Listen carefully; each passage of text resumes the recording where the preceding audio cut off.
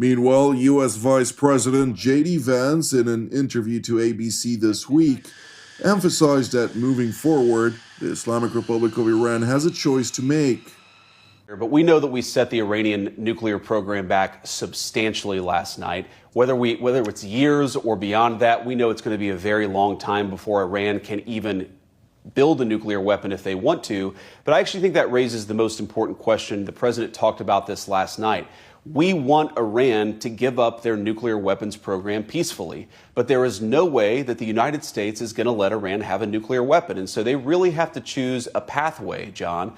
Are they going to go down the path of continued war, of funding terrorism, of seeking a nuclear weapon, or are they going to work with us to give up nuclear weapons permanently? If they're willing to choose the smart path, they're certainly going to find a willing partner in the United States to dismantle that nuclear weapons program. But if they decide they're going to attack our troops, if they decide they're going to continue to try to build a nuclear weapon, then we are going to respond to that with overwhelming force. With regard to America's strategic rivals, Vice President Vance stressed that one of the few issues where Russia, China, and the United States have broad agreement is that we don't want to see a nuclear arms race in the Middle East, as he put it.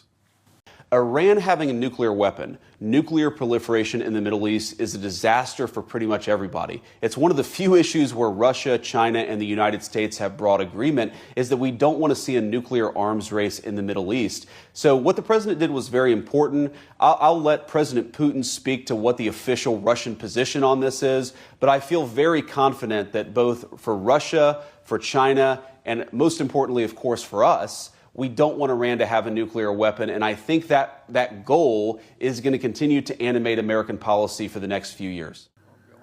Vice President Vance went on to stress that the United States was not keen on bringing about regime change in Iran.